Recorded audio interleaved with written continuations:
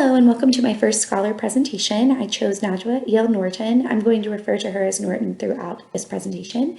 My name is Kelsey Bourne. I am a student in the Specialist Program for Curriculum Instruction at Kennesaw State University. So interestingly enough, Norton does not have a huge online presence. I don't know if that's a personal choice or not, but it was nearly impossible to find a photo of her that was not pixelated. So I'm going to give you some background information about her, but I think that her words and her research speak more for her than maybe a photo would. So she is currently an associate professor in the literacy program at the City College of New York. She was born and raised in New York. She was a student in public and private schools throughout her K-12 experience. She has a bachelor's in sociology, and she was a social worker earlier in her career, which is how she had experience with children in the classroom. She eventually did her doctorate in early childhood education curriculum at Columbia University in the Teachers College.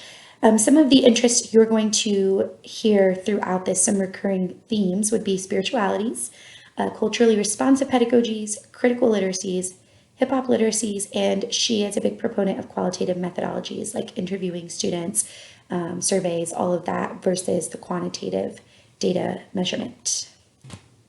So who influenced her work? She was influenced specifically by Freire, which we've talked about in quarter one, and also bell hooks. So the two ideas that she draws from this is critical pedagogy, which will come up a lot in her ideas of counter narratives and critical literacies. She is very passionate about being of the people and with the people. So this idea of being with the children and seeing their expertise and how does that guide our instruction. And she also discusses spirituality as one of the pieces of intersectionality of identity. So we don't just examine race, gender, sexuality, and ability, but also bring in our spirituality because it's such a deep piece of what makes so many of us who we are and how we make our decisions. She also is influenced by Geneva Gay, and Geneva Gay defines culturally responsive teaching as using cultural knowledge, prior experiences, frames of reference, and performance styles of ethnically diverse students to, and I highlighted this part, make learning encounters more relevant to and effective for them. So when we think about our students, or we think about children in general, understanding that for making learning relevant and effective for them, we cannot reuse lesson plans. And our students are the biggest piece of qualitative data we have. We can use their experiences, we can use their interests and their inquiries to build learning that's meaningful and effective. Okay. Some recurring topics and themes would be the ideas of counter stories. Counter stories work against traditional representations of children as tabula rasa, which is like this idea that they're just like a clean slate, that everything adults tell them they're going to believe and do, but really more as these experts who are able to engage in complex topics. We want to give students power. When we see them as tabula rasa, we're seeing them as having no expertise at all and that they're gaining it over their lifetime, rather than this more counter-narrative or counter-story idea that children have experienced, whether it's through their spirituality, it's through their family experiences, or it's through their language. They are bringing expertise with them to school every day. Another theme that goes throughout most of her work is this idea of homeland pedagogies, which is this idea that spirituality is much deeper than religion.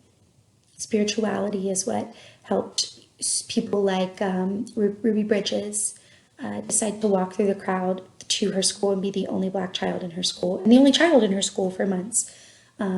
It's spirituality that caused people like Cesar Chavez to go to fast while he was waiting for farmers to change policies for migrant workers. So it's the idea that spirituality goes much deeper than just the religion, and that we can look at how spirituality is like a joint effort to get something accomplished.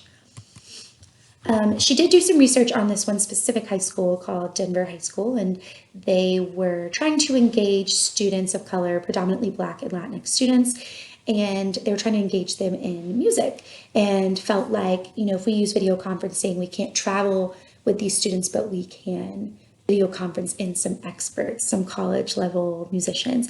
The college level musicians they brought in were all white students who had socioeconomic privilege most of their lives. What they were able to experience in regard to music was much more than what many of the students in the video conference were able to experience based on their what their family valued and what they had access to. So I pulled this because Norton is very big on this idea that like we have to think about what is going to have the most meaning for our students. What experience do we want to give them, and how are they going to interpret them, and how do they express that meaning? So we want to be cognizant of like, even if we think we're doing something that's multicultural or diverse, is it really through our own lens of what diversity is, or is it going to have meaning to our students? And she also discusses this idea of silent content.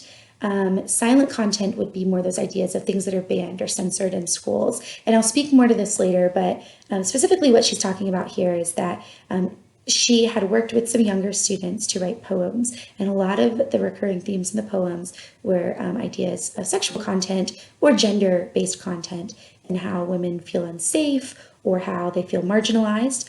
And she found that her students were afraid to share these poems with a larger audience because of backlash. So Norton encourages teachers and children to learn about the audience that they're going to be speaking to overcome that, but also embrace the consequence of speaking about things that some people may not feel comfortable talking about.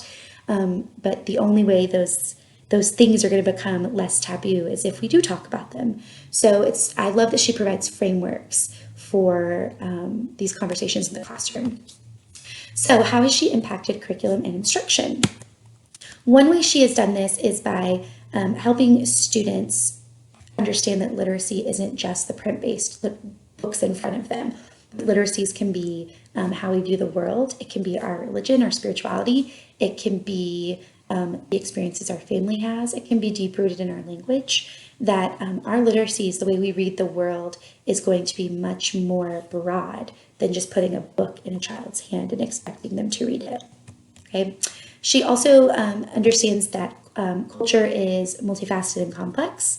And because of that, we need to understand that spirituality is a part of culture, and it also is something that intersects other ideas like gender and sexuality and race and ethnicity, and that our spirituality, whether it be very devout or not at all, really does impact us as a person in our decision making.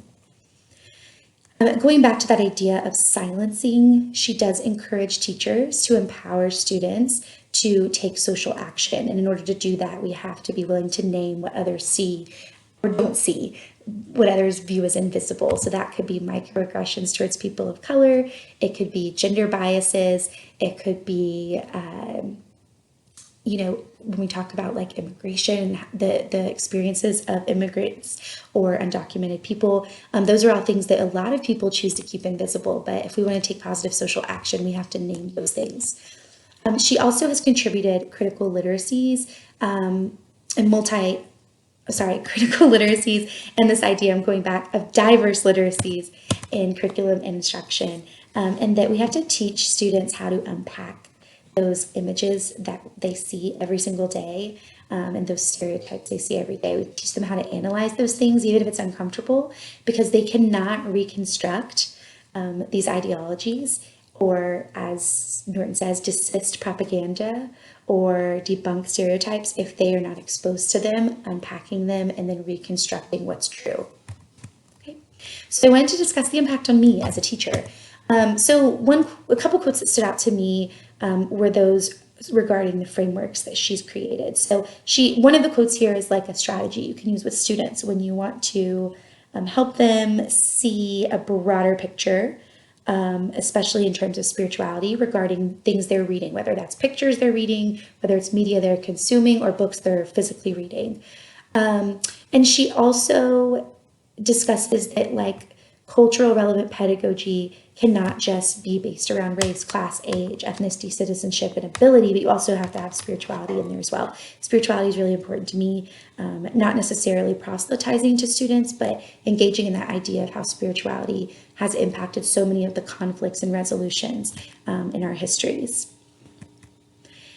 What might she say about my curriculum? I pulled this quote. It says, one strategy for this is by searching for moments that include empathy, comparison of self to others, and reflective musing as a result of an encounter with another entity. The teacher can scan the book and make a mental map to see if students would be able to make a relational tree with strings of connectedness from the main character to the other characters. So I love literacy. I teach fifth grade, and I do teach all subjects, but I would say most of my coworkers, they laugh at me because I am just like so happy about reading, and a lot of that is because I see reading, like Lester Laminack says, as reading a book or consuming media or listening to a song. I see it as either being a mirror or a window. So I think it's very important for us to choose empathy as the heart of why of the literature we're choosing. We want our students to grow as global citizens, understand the experiences of others, but also every once in a while have that mirror opportunity where they learn about themselves or they see themselves reflected in the things that they are consuming.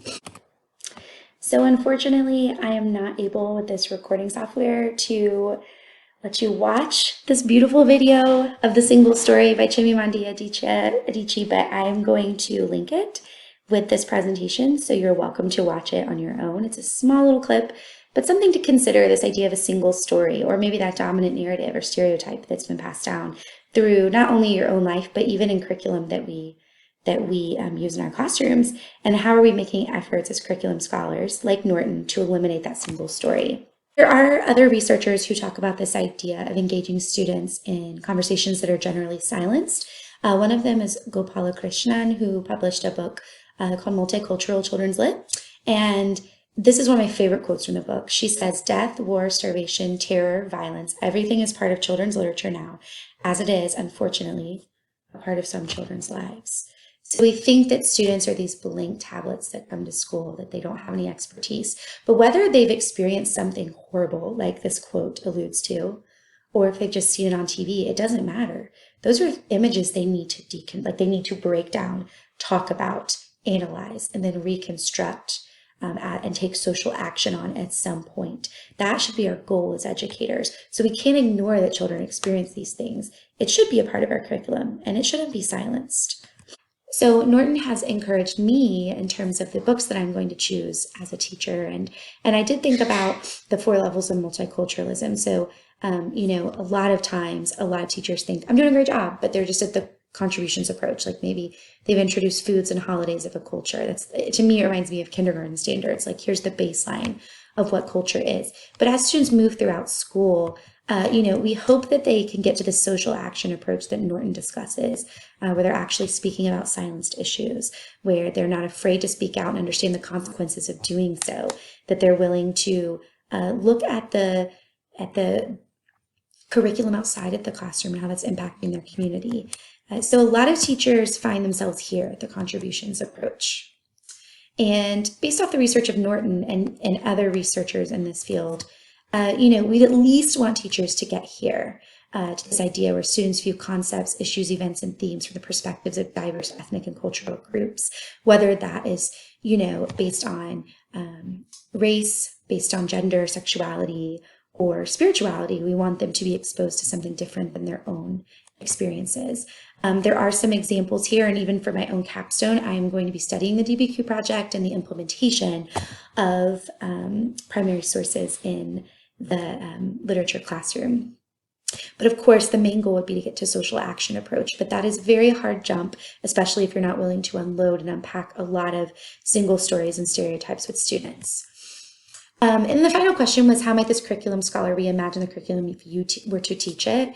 And I think my biggest takeaway was that teachers will select literature that focuses on one single person's problem solving and trying to fix inequities. Like we want our students to be these problem solvers. What we really want them to take away from it is that structural changes rarely happen by one person. It is usually something that happens societally and as a group and as a collective effort. So when we talk about social action within the classroom, it's a collective effort. That's why it's great to practice in a classroom with 20-something students, because you can help them model and practice and make mistakes as global citizens, so that when they're older and can practice legally being a global citizen and contributing to democracy, that they've practiced it in the past and know what that costs.